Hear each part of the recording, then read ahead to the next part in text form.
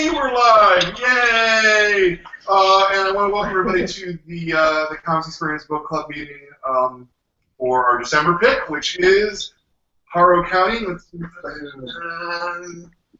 Harrow County. Of course, it's backwards. I always forget that. No, but it'll be. Okay. So anyway, Harrow County, which is an awesome book. I'm Brian Hibbs, as always. Cameron Simmons, who is at the other store mostly, is going to co-host with me because he really was excited about this. I said, let's take your enthusiasm and use that. Yeah. And we also have with us right here, we have Tyler Crook, the artist, who is a fantastic artist. And via remote, we're going to click to it any second now. There's Cullen. Hi, Cullen Bunn. Hey, everybody. Hi. So yeah, and then we've got a crowd. It's a smaller crowd than normal. I'm sad by this, but our book was just too scary. It was too scary. It scared them all away. No, but you lucky people here who are in the room, there's a lucky thing that's going to happen that we haven't done before. You know, we do the signed book plates for all the books, and Tyler was nice enough to actually give us the original artwork for the book plate, which is right there. And so what we're going to do is anybody who is here and in person will be able to put their name into a drawing to win this original artwork, which I think is kind of cool. So I'm going to come around and 25% chance. Exactly, right? Right? Isn't that cool? Well, you're also going against Emma because Emma really wants a chance. She couldn't be here, so I put her name in the hat. So yeah, so Harrow County, great book. You guys liked it, right? Fantastic. Yeah. Cool. So I think let's start at the top. Starting at the top is always a good thing. Of why this book? Why this book? Why now? What? You want to start off, Colin? See where Countless Hanks came from? Yeah, I guess I can. Several years ago, I had this genius idea to do a serialized novel that I was going to publish online, and this was a long while ago. I think The Damned had come out from Oni Press, but that might have been the only comic stuff I was working on at the time. So I was doing this serialized novel, and then I just I got too busy to keep going with it. I got busy, with other comic projects and things that were paying me money at the time. But I always loved that story. It was something that I felt like I always wanted to return to at some point. And it was called Countless Haints. And Tyler and I had worked together on some stuff for the Six Gun, and I knew I wanted to work with Tyler again on something that we were doing together. And he approached me, and we started talking about several. We kicked around several different ideas, and I sent him Countless Haints. I was pretty sure he was going to shoot it down right away, but instead, I think that was the one he liked the most out of everything we were talking about, and that's where it came from. This is the idea that had the most trees in it, which got me really excited. I knew that Tyler wanted to draw as many trees as possible. Now I've drawn all the trees I want, and I'm cursing myself every moment. The next book we work on is just going to be all about deforestation. No trees. What's the appeal of horror to you? Particularly in comics, because I just editorialize for half a second here that it strikes me that horror is kind of harder in comics than almost any other medium because of the nature of the page turn. You have to structure it in a very particular way. Well, I think the thing that a lot of when you're talking about horror movies and stuff, one of the things that really a lot of people depend on is that jump scare. Which is like what you're talking about, where you can't do that in a comic, you can't do a jump scare. But I think in comics you can do things that are creepy in a way that you can't do with a movie because no one will give you $20 million to do something that's that creepy. You know what I mean? So you can do a lot, I think, of horror with comics. But I think the appeal to me is that you get to do some fantasy and genre stuff, which is always really fun and has like a built-in hook to it. But then you also, with horror, have that opportunity to do very emotional stories that in a lot of other formats aren't as easily achieved. I think that's the appeal for me. Cullen? Yeah, I think, Brian, you're absolutely right. I think horror is very difficult in comics. I think it's something that that a lot of people don't approach with the right mindset, because you're not going to get the boo effect. But if you approach it with this idea of really building a mood and setting a tone, I think you can actually get some genuine chills and genuine, can actually build some genuine fright. I think of Shirley Jackson's The Haunting of Hill House, and that's a book that, to me, that novel scares the living daylights out of me. But it is not a but nothing in it is really just overtly, there's no jump scares in a Shirley Jackson novel. But just reading that book, I get very uneasy and very creeped out just with the mood and the tone of the book, and I think that's something that can be accomplished in comics if you're not too worried about trying to startle the reader, because that's very difficult. And there's in one of the EC reprints that Dark Horse is doing, there was a story in I think it was in Vault of Horror that was told from the point of view of a grave wanting a corpse to fill it, and it's like the scariest thing I've read in like a decade, and it's kind of stupid when you say it out loud like what it is, but it was really creepy, and it was just because the mood was right and just the idea of a grave longing for a corpse is creepy, and yeah, that's the kind of horror that you can do in comics, and maybe in novels too, but you can't really do it. Makes for a terrible movie. Yes. uh, On a grave, and then having for 20 minutes. Yeah. Oh, so that's my question, because I was going to say that I was going to ask, what is your appeal? Because both of you have a lot of like horror titles underneath your belt, like you with Shardy, Hell on Earth, and then Cullen. This is more of a commentary more than a question. Like a lot of like your superhero stuff tends to be fairly dark, like the Magneto series, for instance. And that's why I was going to ask, what is it about horror that appeals to you? And you sort of ask that question. Oh, yeah. So, yeah, no, you ask that question, though. So my next question will be, what is your guys' art, like your process with each other? Because I'm guessing you guys don't live near each other at all. Thank heavens, no. It's the only thing that lets us work together. That's right. That's pretty standard, don't you think, Colin? Yeah, I think it's pretty standard for creator-owned comics, in that I think we interact quite a bit, especially before we start an arc. We talk about what we want to do in that arc, and not too long ago we had sort of a lengthy conversation on what we wanted to do with the series as a whole and where we wanted to go with it. So we do a lot of discussion on that, and then I write the scripts and send them to Tyler to give me his feedback on and rip apart, and maybe there's some rewriting and after that, and then Tyler goes and works his magic. Cool. And how long does it take you to usually show out an issue?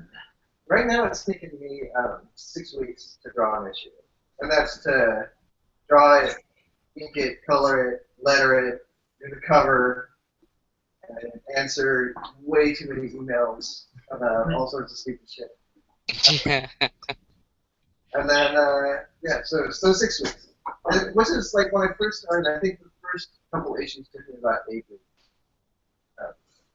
but I've been able to get my process sort of refined enough that I can improve a lot faster.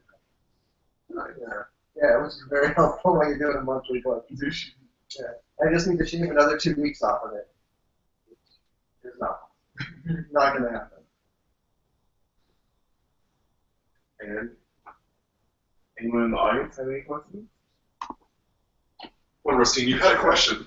Well, I noticed that there were the flashback sequences just like opened up so many questions for me in terms of like how the That's good. It's good. just in terms of like how like relates to everything and how where these people even came from. And I'm just curious, like with horror, a lot of what works about this book is that we don't understand everything that's really happening. It's really mysterious, and so I'm just curious how you guys look at that mystery in terms of like what are we going to answer.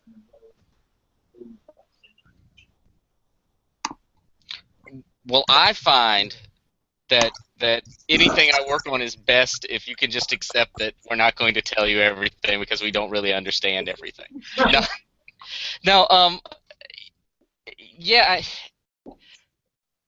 To be honest, we entered the first arc with really this idea of just Emmy and how she reacted to the world, this strange world, and her connection to Hester.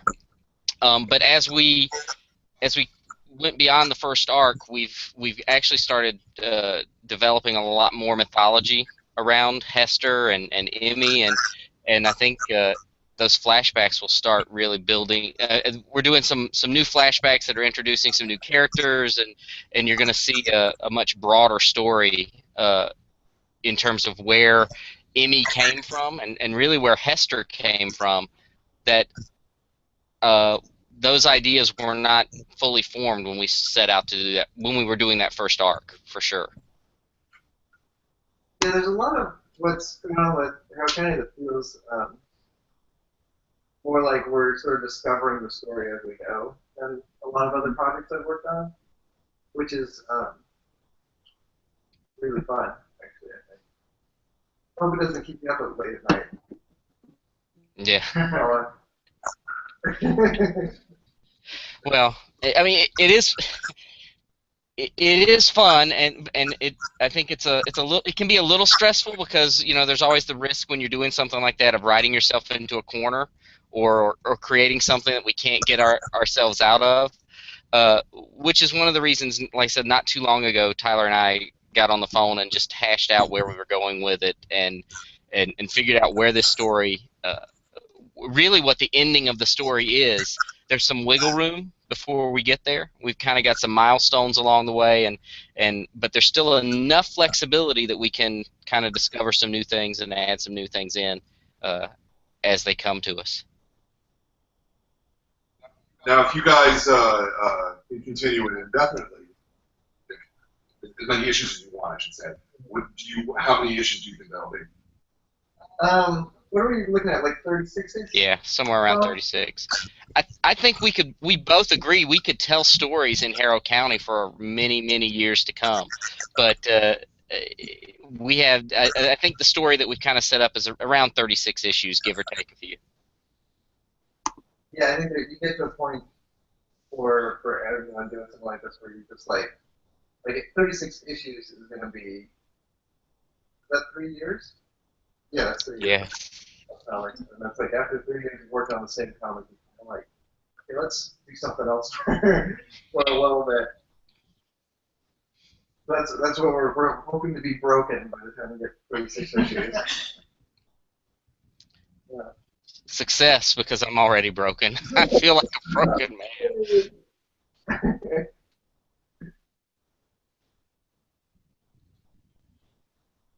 All right, next question. Something I was wondering about.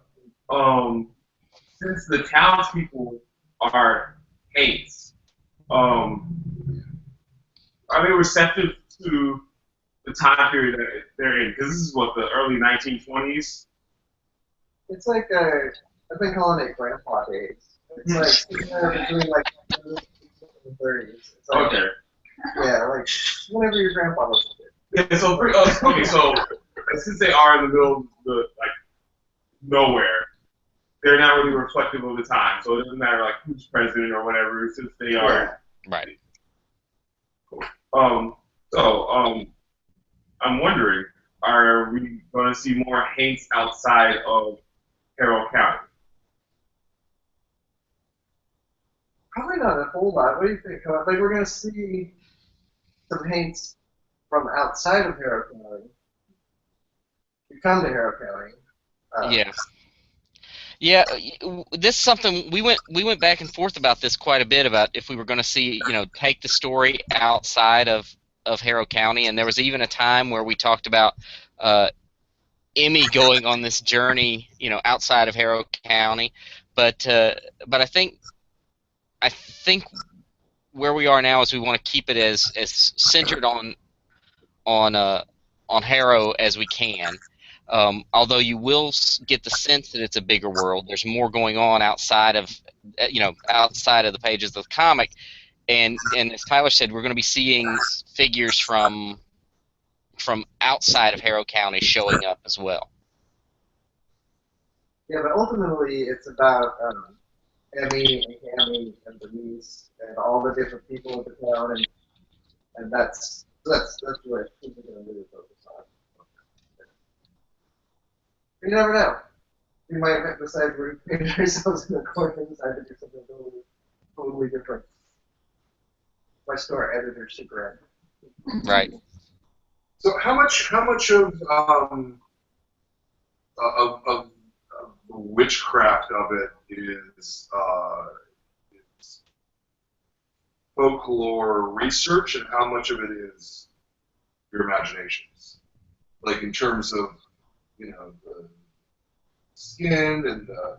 I mean, I feel like I've seen that in folklore, but I can't put a specific finger on it. I don't know. Where did the skin come from? Oh. I only recently put some thought into where that skin came from, and I think we were doing an interview, and it when I was in 8th or 9th grade, I was in wood shop, and I cut my hand really bad on a joiner. And a joiner is this machine that kind of has a barrel, and it rolls around, and it has these. It's made for planing wood, and my hand hit the joiner for about 4 or 5 seconds, and the skin of my hand was hanging off. It basically peeled my fingers from here down, and the skin was hanging off. It was like a glove hanging off the bottom of my hand. And I think that may be where the skinless boy came from. But I forgot you told me that. It's like really ruining you right now. Sorry that I asked that question. Yeah, like I don't know. Like, as soon as I remember when you brought that up in that other interview, and you were like, as soon as I saw the word joiner, I was just like, oh no, that's the worst. Yeah. So I mean, some of these things come from. I wouldn't say that I do a lot of research on folklore. I think I use folklore as a jumping off point, and more than that, it's even stories that my dad told me, or stories that my uncle Hugh McKay told me, and stories of ghosts and stuff like that. And I use those as a jumping off point, and then I just kind of go with it. But I always want it to feel like it's coming from folklore, or feel like a story you might have heard, a few hundred times about these different ghosts. So it's just it's a little bit of both, I guess. I'm pulling from folklore, but then I'm just kind of trying to take it in a different direction or do something weird with it. Yeah, and I don't do like a lot of research for folklore stuff, but I do a lot of old-fashioned stuff, try to get costumes right and cars right and stuff like that. And I've been doing, I've been slowly building on my tree research, and actually learning a lot about trees, because I've been finding like I didn't really expect this when I got started, but photo referencing forests and trees is like critical, really, I think, to getting the woods to work right. Because they don't ever look the way you imagine them. Like whenever I draw trees that I've, like a forest scene that I've imagined from scratch, it always looks a lot more ordered than a real forest. But like when I find a good photo reference, I'm like, oh my god, there's like absolute chaos and it's total, like there's weird textures everywhere, and drawing that out takes takes a little bit of research. No, most of the like monsters and stuff too are like for the big epic stuff in issue number 8. It's sort of there's a lot of monsters in that were just sort of made up on the fly. In fact, a lot of them were made up right on the page. And we have to train in our covers so much earlier than work on the insides of the book. Like I just had to make up a bunch of monsters for the cover of number 8, and then like a couple months later, and be like, okay, well I'll try to use this monster for this part, this monster for this part. That one's not there. The rabbit's still there. Is it a different process for this because of the sort of quintessentially American nature of it than it was for something like Bipper? Something like what? BPRD. Oh, I've always called it Bipper. I always said it's burp. Yeah, it's different. I probably do more research. Like when I do more research on real life with Harrow County, so like BPRD, always had to do like constant research on previous BPRD. Because I was coming in after 10 years of continuity, and there's always like, oh, that tank that we saw in issue 42 is here for some reason. So there's a lot more like continuity for BPRD, but yeah, it's different.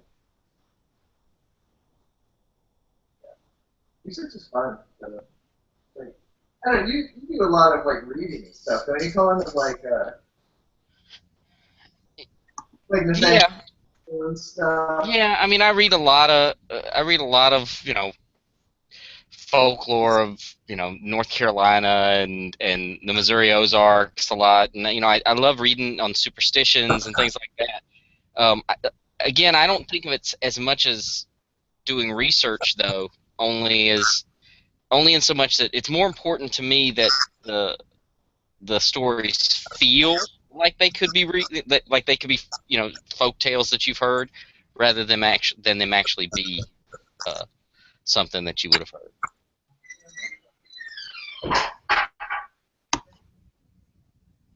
Yeah, and I feel that there's a particular vein that you're working there. It's the time period and the country nature of it that I find very appealing. You know what I find very appealing, and I actually love it? The fact that Hester is probably only has 8 panels, if that, in all of this, but her presence is throughout this whole book.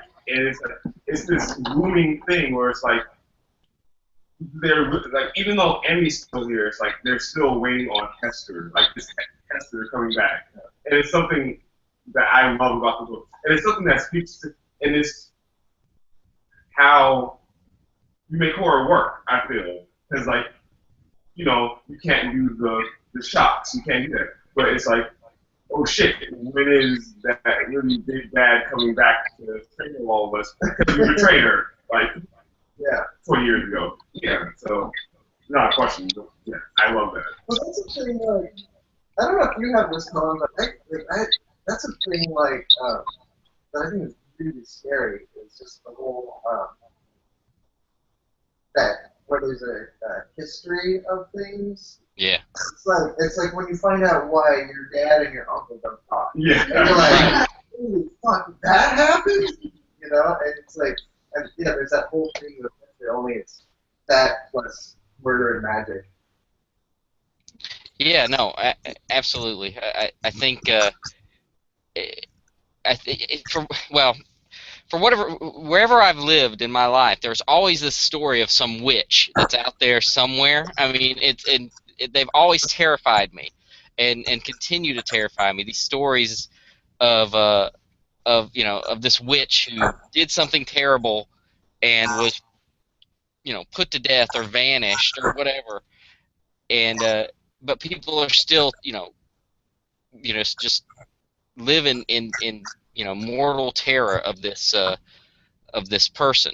I mean, even now, and well, this I'll take it back. It's probably been 15, 20 years. I moved to the St. Louis area, and it's like these stories surface here. There's a story of this witch Molly Crenshaw who, was doing all these horrible things. It was drawn and quartered in the town square and all these things, and people now even within the last 15 years go out and try to find her tombstone, and they say that I talked to a man, a grown man who told me and believes it with every fiber of his being that he found her tombstone, but the lettering had worn off over the ages, and he took this tombstone and dug it up out of this old private cemetery and took it to his house, and the tombstone vanished from his bedroom that night.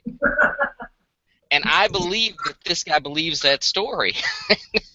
But I just like that, I like that kind of, like Tyler said, it's a history that is actually more powerful than even, than the scary elements. It's the history that kind of looms over it, and how these legends kind of take on this bigger, this life of their own.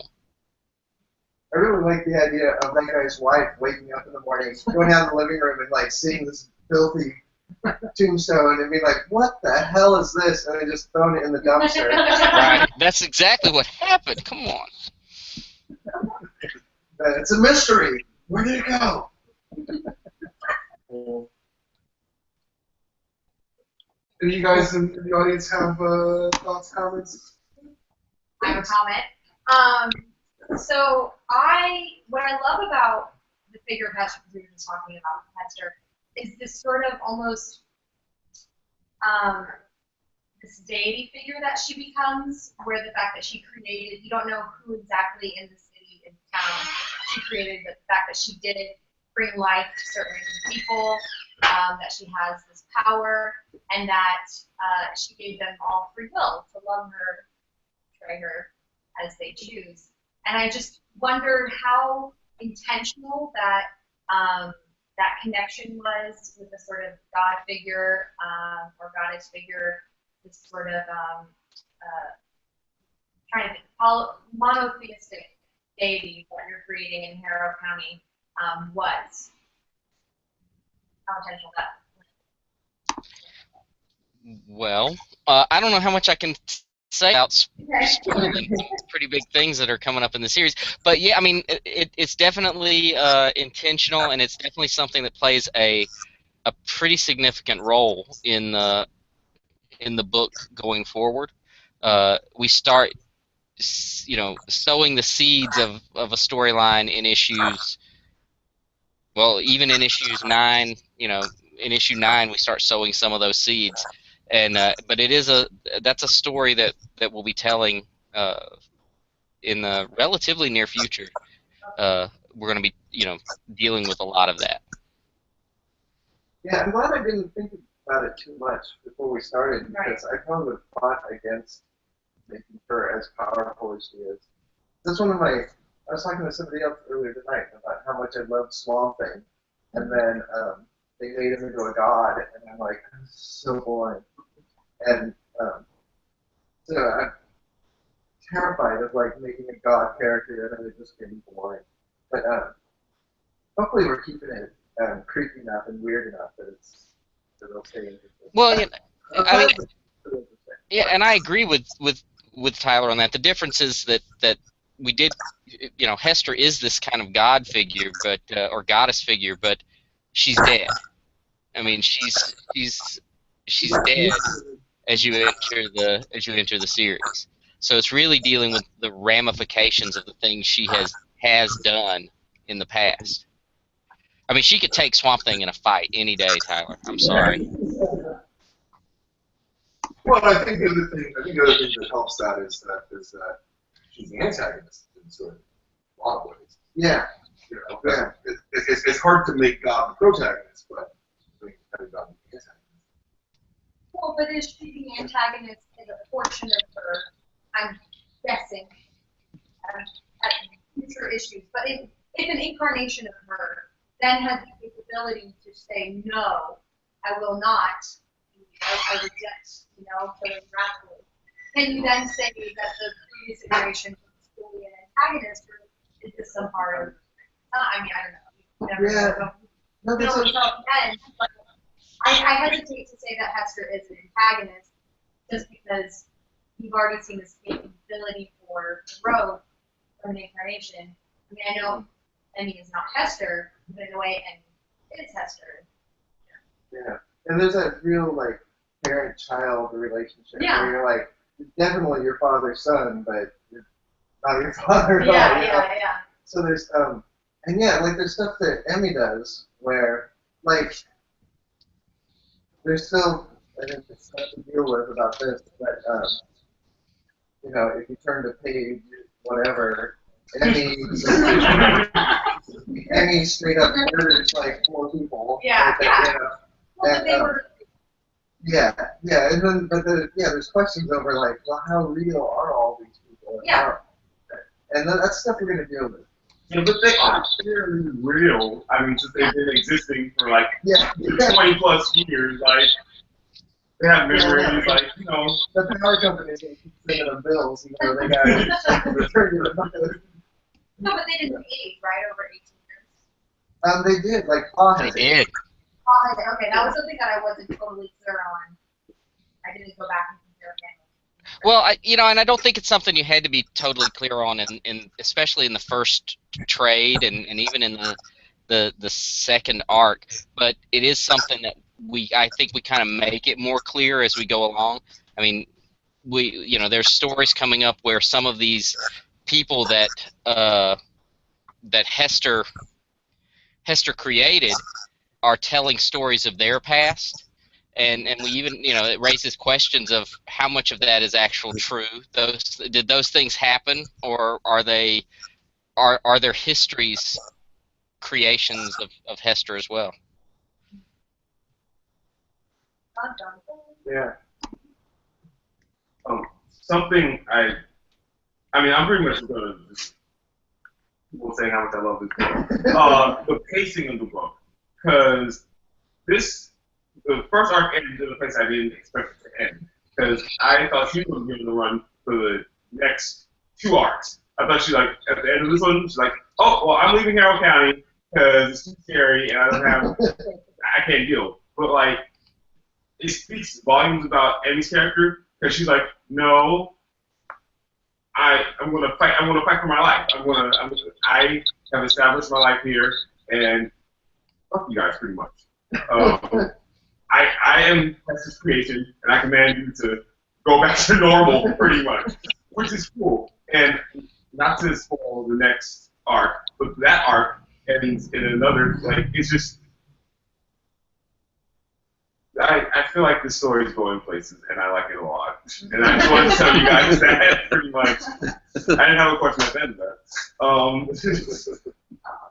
Yeah, one of the things I think Cullen's good at, just talking about pacing, is letting things be quiet and then be loud and then move quick and then move slow. And like I've read some reviews that criticize it as being inconsistently paced, but I think that's a huge part of storytelling. It's just like you can't just be like playing lead guitar the whole thing, especially over the horror comic, because you need the breaks. Yeah. That's sort of what makes horror movies work, because it's not just frightening. It's like, oh, daytime scene. It's like, okay, everything's back to normal is. Yeah. So, yeah. Let's go back to Tyler talking more about things I'm really good at. I like that part of the conversations the best so far. That's been awesome. Really good at bringing the conversation back to himself. Yeah. Let's see. You got a question? Yeah, this one's actually for Tyler. There's like looking at the credits, did you do the coloring for Harrow County as well? Yes. Wow. It looks like watercolor. Do you do traditional? I do it 100% traditional. That's awesome. I know. Can I get Yeah, no, it's like it started because I did a series called Bad Blood through Dark Horse, and they were like, "But we want you to color it too." And I was like, "Well, I'm not going to sit in front of Photoshop and color this thing because that will just destroy my soul." So I'm like, "Can I try watercoloring it?" And they said, "Yeah." So then I tried it and I liked it. And then when it was time to do Harrow County, it was like I learned a lot doing Bad Blood, and it was like, okay, I'm going to take a lot of that and sort of apply it to this and change up some things and do it. And There's some pretty awesome time-lapse videos of Tyler actually doing pages. I mean, from beginning to end, that are pretty amazing to watch that you've posted online. I know Tyler's posted 2 or 3 of them online, right? For Harrow County? yeah, more than that, I think it's probably like 4 or 5 of them up there now. Okay, well, yeah, so. Just on YouTube.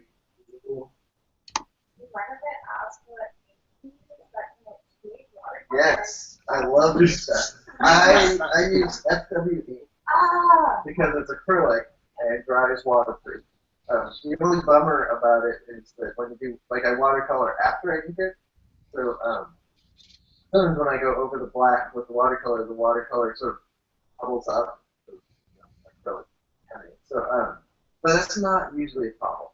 And then if it's really bugging me, I'll go back with a little bit of black wash and like fill in black areas. And the FW ink is like rad. Like I used to use it years and years ago, and it got really bad. And then when I was getting ready to do Bad Blood, I was like, I had been using Sumi ink, but that's not 100% waterproof. It's kind of water resistant once it dries. But so I went and bought like 10 different kinds of ink and brought them all home and did all these tests. And FW was like, I changed the formula and we're adding it. FW. I also use like for the flashbacks, and for the covers I do this too. Like where's a good example? I use a burnt umber FW ink. And then I go back, like this stuff is a brown ink, and then I go back in with black wash for the blacks. You can still see that a lot of the lines are actually still brown.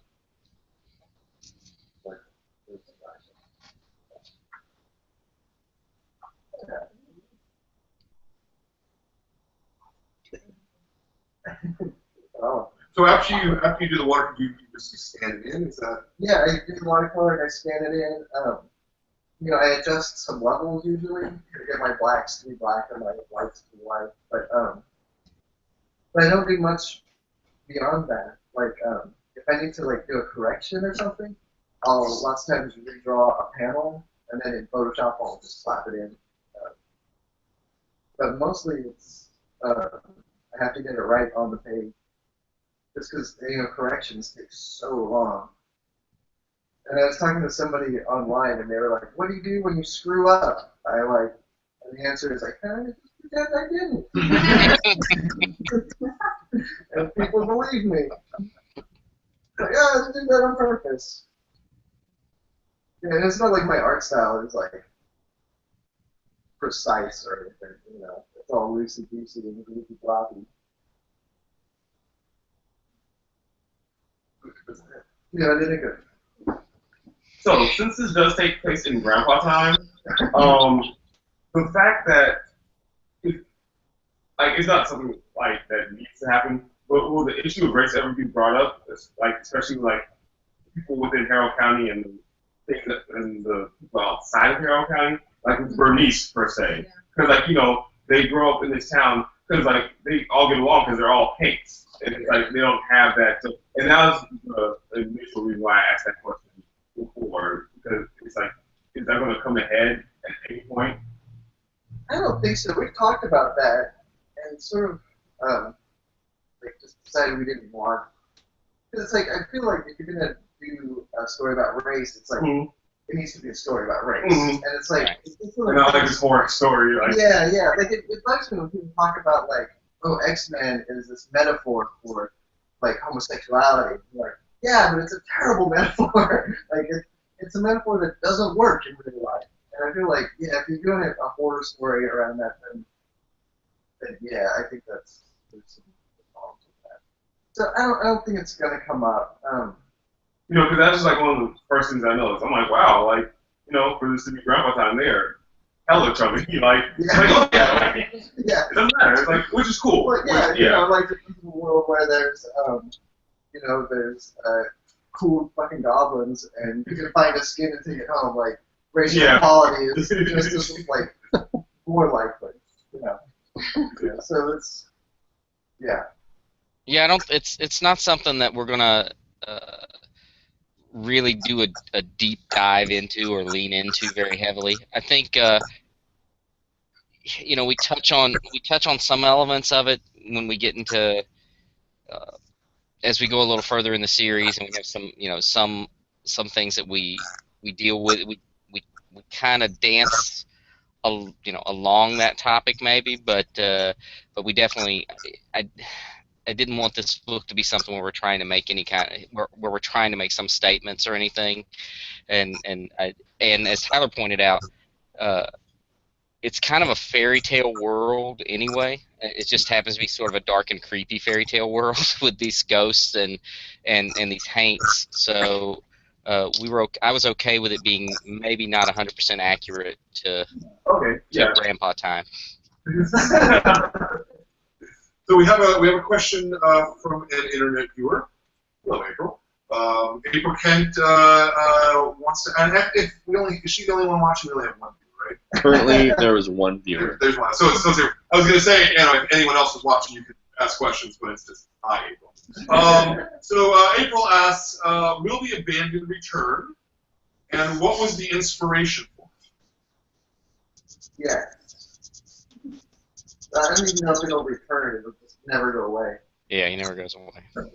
Yeah, where'd that come from? I think goats are creepy, and a big goat is really creepy. Yeah, I don't know. I mean, that's, I don't know really what the inspiration for the abandon was. I knew that I wanted him to have goat-like eyes. I think I may have even sent Tyler pictures of goat eyes, like a bunch of my entire file of goat eye pictures I sent to Tyler. We have, like, I think the original description was that he was like a smoke monster with goat eyes. And might have been, yeah. And like, because I remember he was, like, in the back, we talked about it. Originally, he was going to be changing form in every panel. And then I just happened to draw him as kind of a minotaur the first time I drew him. And then when it came time to draw him again, it was like, oh, if I draw him and he doesn't look like a minotaur, no one's going to understand what the hell is happening.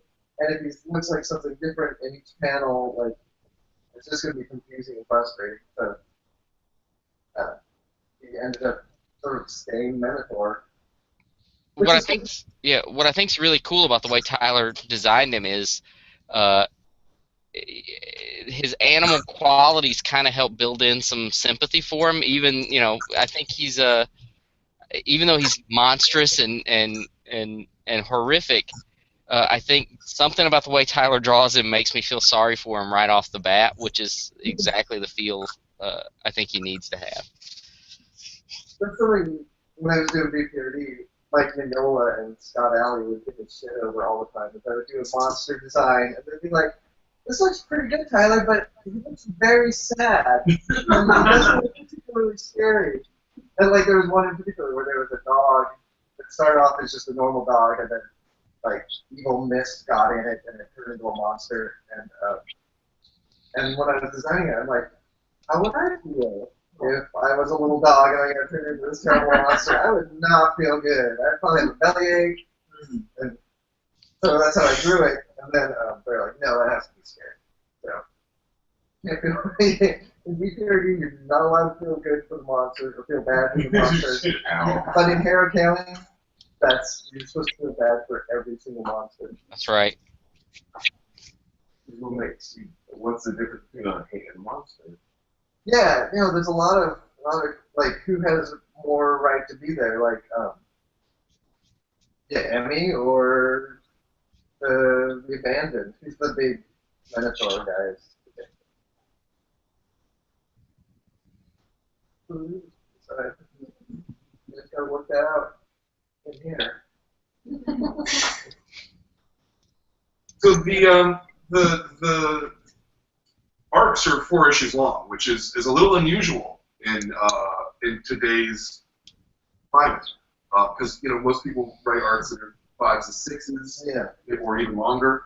Was this a deliberate choice? Is it just that's how the whole story happened to break, or it wasn't our deliberate choice? It was sort of that was sort of when we were pitching it. I forget what we originally pitched it at. I think I pitched the first arc at 5 or 6 issues, actually.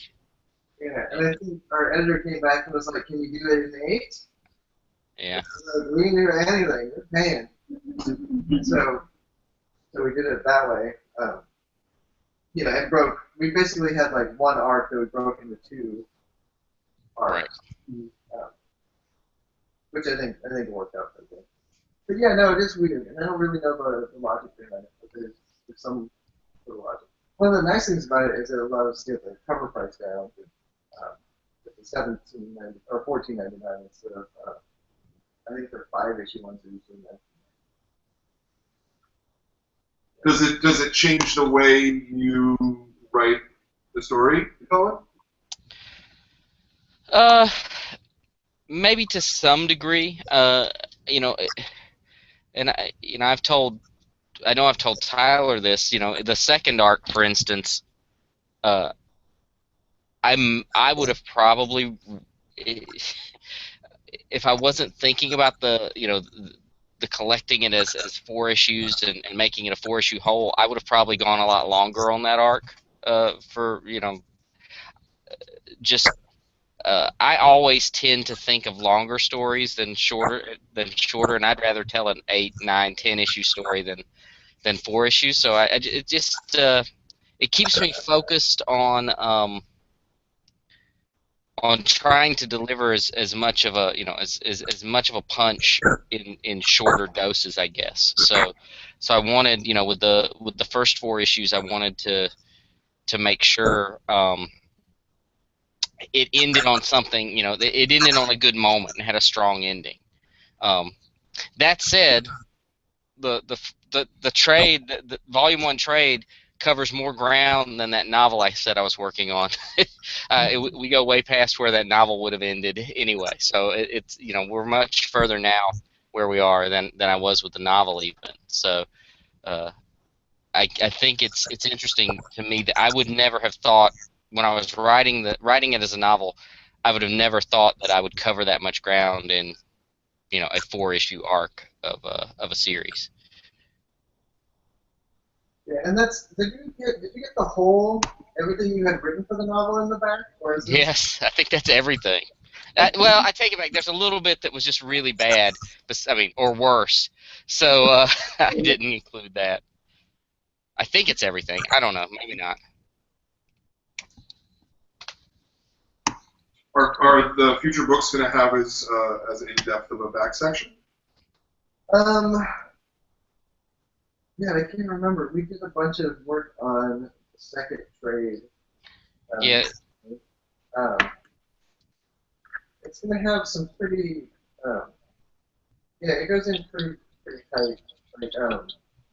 Yeah, because we definitely when you're putting the book together like this, you definitely feel that missing issue. When you're looking at everything we got to give them something. Even though it's cheaper, it's like we want to put as much in there as we can, and especially I really like the idea because we add so much to the back of the monthly issues, and we don't include in the trades. So right. we want to make sure that there's extra stuff in the trades too, so everyone gets some fun stuff.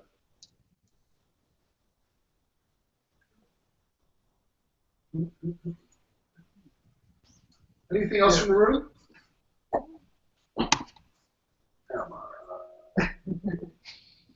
Does anybody have a favorite part? I like the skeletons. That happened. One of those guys came up.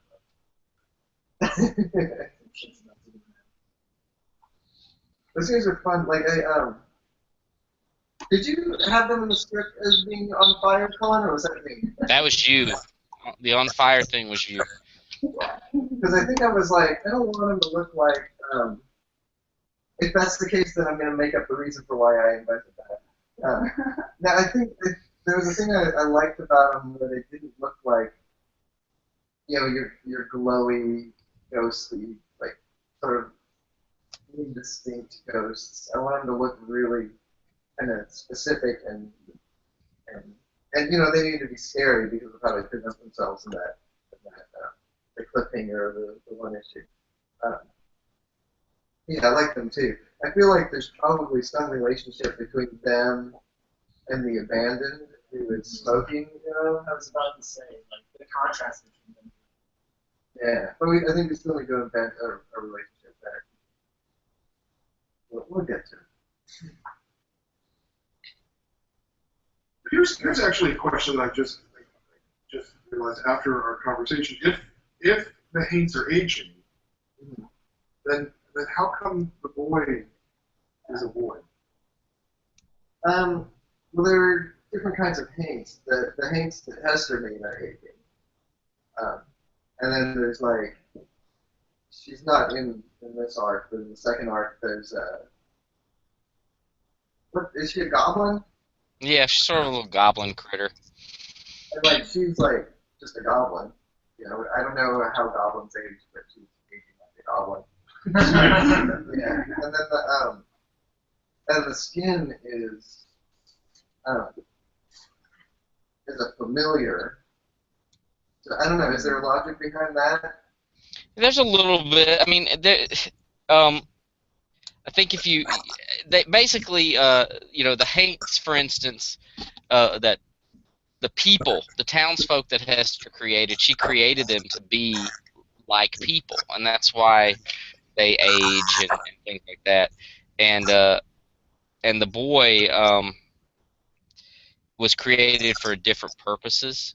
And there's even a line later on where in the series where someone says she can just pick stuff out of the air and create it, to suit her whim. And we actually, issue 9 is a pretty deep dive on the skinless boy, and we get to.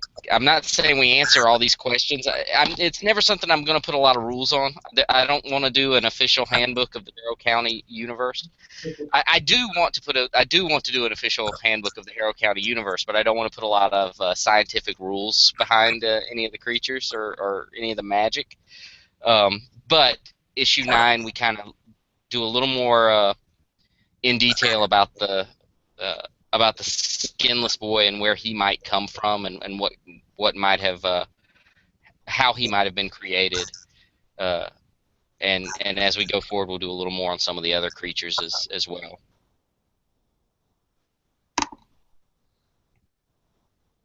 You're good? I mean, I'm not. Are you satisfied? No, I'm not. I mean, I have a lot more, but it's just going to be like fanboying. So I don't think the people at home wants to just be like, oh my gosh. So I'm just going to drool for the next 5 minutes.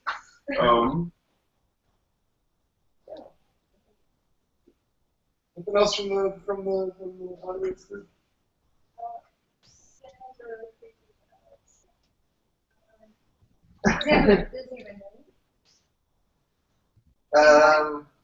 Cullen, does he have a name? Who? I didn't hear the question. The skin boy. The skin has a name. That's it. That's such a cool question. that will officially be answered in issue 9. So, When can we look forward to issue 9 coming out? February. yeah. We're sticking in January for this one for us. Okay. And issue 9 is being drawn by the amazing Carla Steve McNeil. Oh, nice. So that's a cool fill-in for that, which is I've got a bunch of emails up in my hotel room from her that I need to look at. And all her stuff looks so good. Yeah, it's really great. What she's done for the issue looks really amazing. Yeah, that's cool. How's that going to be colored? Is it? I can't remember the name of her color. She's using her regular colors that she's working on. Or are they going to try to match watercolor? No. They're gonna they kind of are matching some of the tonal qualities, but yeah, no, they're not really that. They're sort of like yeah, no, it's funny. Like everyone's kind of nervous about that. They're like, but yeah, I think you can do Harrow County without the watercolor. Because it looks good. I'm excited about it. Oh, flashback? No. No, actually, it's sort of a self-contained story. It's probably not spoiling to say it's a seamless boy story. Yeah, he goes on a little adventure on his own, and kind of it's not a flashback, but he kind of I guess he kind of follows the paths that he might have followed in life. Oh, okay. You write differently when it's going to be colored by someone else? No, typically not. I mean, it's because in some cases I'm not sure who was going to, like with issue 9. I think when I was scripting it, at least initially, I wasn't sure who was going to be drawing and who was going to be coloring it or how it was going to be colored. So I just kind of I really scripted it as I would for Tyler, because I just didn't know who was going to be doing that issue. It was the toughest issue of the series that I've written so far, though. I think that's one that I sent a script to Tyler and my editor, and I said, "Here's a script, but I hate it." And I just basically rewrote the entire thing from scratch because for whatever reason that issue gave me a lot of trouble. Tyler talked me down from a ledge a couple of times on that one. Yeah, it's interesting because it ended up that first script. But the second script was like one of the best. I think that's one of the best issues of the whole series so far. It's really cool.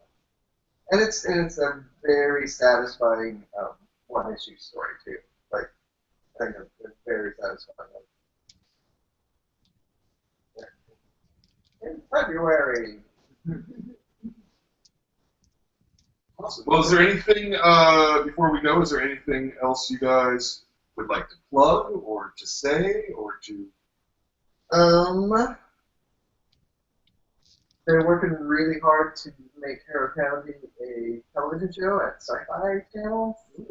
So send them letters and tell them how much you want to see that. I'll be there.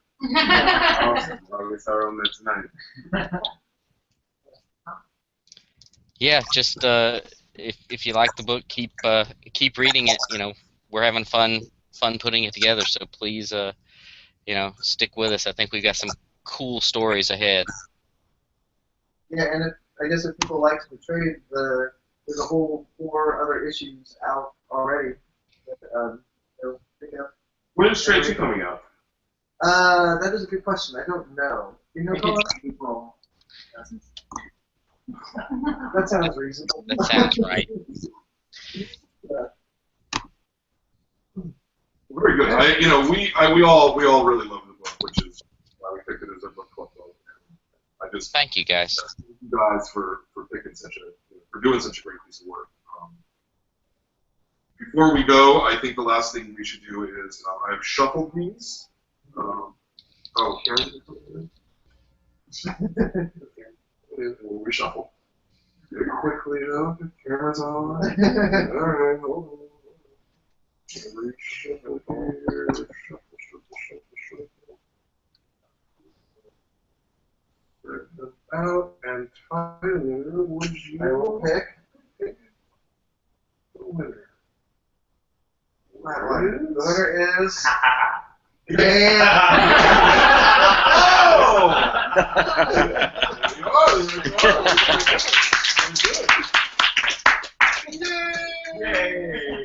Thank you for coming. Thank you for tuning in, Cullen. Yeah, thank you guys. April, hi April. Thanks for watching. The next book is Not Away by Josh Cotter. We will announce the act. Josh will be here in person again, so that's going to be really awesome.